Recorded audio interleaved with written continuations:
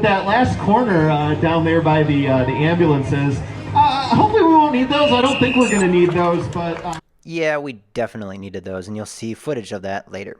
So today I want to talk about a break that can win. I went into this race thinking that a break was going to win because this entire finishing stretch that you see here has a very strong headwind from about 1 o'clock. And so I figured the field, kind of sat up on this plate at this location quite a bit, but breaks like the one you can see here with 4 or maybe a couple different guys that were strong enough would potentially win. And I was correct in that assumption because almost all the races that came after our race, they all won from a break attempt. And the reason is because the field, especially in this 4-5 field with no teams, just simply was not motivated enough to, burn a match and destroy themselves to catch that break every time you hit the headwind. So in this break, as you can see up there, there's about 4 guys. And I went into this race thinking that a break late in the race would work pretty well for me personally, from my strengths. But if for whatever reason the break was particularly unique, either there was a lot of guys in it or there were strong guys that I recognized, maybe go with it. So for whatever reason here, for this break with 9 laps into the race, I kind of clicked. I just thought, I can bridge this, let's do it. And so here he flicks me through and I just go and I make that jump. I don't bring anyone with me and I bridge to this 4-man break here. Problem is that I'm not very good at recognizing what breaks could potentially go or not go unless there's a good amount of them or some strong guy that I know. Team tactics wise, if there were teams, I would recognize that if they had a teammate in that break, maybe that guy in the field would sit up and not try to chase it. But here I didn't know what to do. So at this point, I'm like soft pedaling to catch them. So basically, as soon as I caught them, I knew as soon as I caught this group, I was like, okay, we're done. This was stupid. I just burned a match for no reason. We're soft pedaling through here, so we're going to get caught. And I think within like 30 seconds here, we do get caught. So I was kind of bummed and pissed about that. I saw 4 guys. I just didn't recognize who was in there. And, clearly here, that was a failed attempt because we get caught here, as you can see in the rear footage. So the headwind continues to go crazy, and another break attempt goes. And that break attempt, it becomes more of a formalized front group and second group.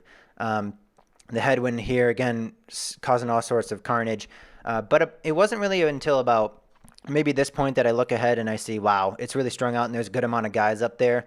At this point in the race, things were starting to get really crazy, and I recognized that, we're 20 laps in, there's about 5 laps to go, and if we don't catch this group ahead, it's essentially going to be a race over. But, it's either right there or right about here when I recognize that it's just way too crazy. There's no really organization in this field, and I need to move up. So I move up along this stretch, and I recognize it's even worse than I thought because nobody's drafting each other. And we're free pedaling all the way down that hill into this corner. So it's probably danger time now. I follow this wheel through the headwind. He stands up. So I'm like, okay, I'll follow you. And then I follow this guy. And at this point, I'm sort of pretty certain that, I'm going to have to burn a match to reach this front group because now they're truly organized. And you can see in the slow-mo here, there's too many of them up there. This is like a front group and a second group. This is my race over if you're not first or last. So I recognize that. And then Nick, the guy who got 3rd on Tour of America's Dairyland ahead of me, he comes up to my side here, and I recognize he's a strong rider. And I'm like, this is it. We either go or don't. So I yell to him.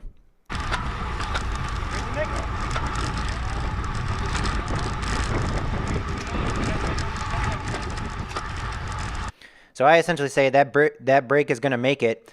We got a bridge to him, and I thought he said he wasn't going to go, but then he goes. So I follow him. We get a good gap here on this second group.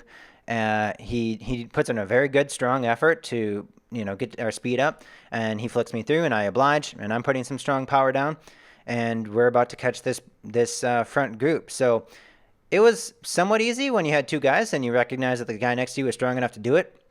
But if he wasn't there, I probably would have been smart enough to recognize it's either all in at that point or not, because then that would be race over. So now we're in the front group, and this front group continues. And we still, if you look in the rear cam, you might be able to catch that second group. They weren't too far behind, but nobody was going to put the effort into catching us. Now we're at lap 23 of 24, so we're 2 laps to go. We got too big a gap, boys. Let's go. And I was just upset that we were about, with 2 laps to go, to sit up in a headwind and fan out like that. And I recognize now that I probably should have just tempered that anger and not say anything and just make this jump and try to go with the original plan, which was to make a break. Now, luckily, I get this other guy to go with me, and I'm about to tell him, like, we got a gap, let's go, it's us, it's only us. It's us. Dig deep, bro. So I'm telling him, like, we got to dig. You know, this is either all out and put it on the line or just blow up and then this race over anyway. So you either do it now or, you know, it's not worth any, you know, attempt to even do this at this point in the race.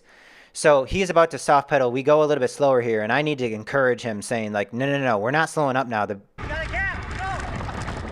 And the gap behind us was decent enough, and they were kind of fanning out. They weren't necessarily crazy organized, but we were not, you know, he did, you know, when I did say we got to go, and he put a better effort in there, and he flicks me through. And now we're in the headwind, and I'm flicked through. And I'm throwing up 500, 600 watts there, and I think my normalized power for this entire stretch was like something like 500 watts.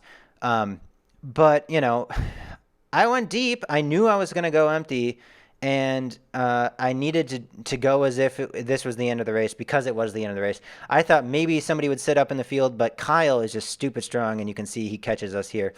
Kyle eventually wins the 3-4 field race after our race, and he won a couple days at Toad. So, I mean, the guy is just stupid strong, and he caught us. So at this point, you know, I essentially went all into there thinking that, you know, the race was over if I didn't do all out. And so I'm empty at this point, as I should be, right? I wanted that to work, and if it didn't work, then it should be race over. And I put enough energy that I essentially gave up at this point because I was tired and I was done. I was like, nope, we're not going to win now. And then, of course, there's a crash that happens right here, and I missed the guy's head by about a foot. And then Nick, the guy who made the bridge with me, crashes in the tree. Misses some spectators, luckily. He recognized he could either crash in the spectators or the base of the tree. So kudos to Nick for not killing some people and taking the ambulance home because of the tree hit. So anyways, I think the takeaways again are going into the plan, going into a race with the plan, sticking to the plan, recognizing what could win. I think I did pretty okay with that in this race. I just didn't have the energy.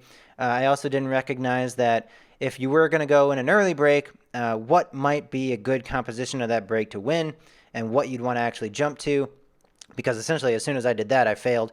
So if anyone's got any tips or suggestions on any of that, I really appreciate it. I basically only do these videos for feedback on how to get better for myself because I'm still sort of a noob. So thanks again for watching. Let me know what you think in the comments, and yeah, we'll have the rest of the Tour of America's Dairyland analysis later too. So thank you for watching.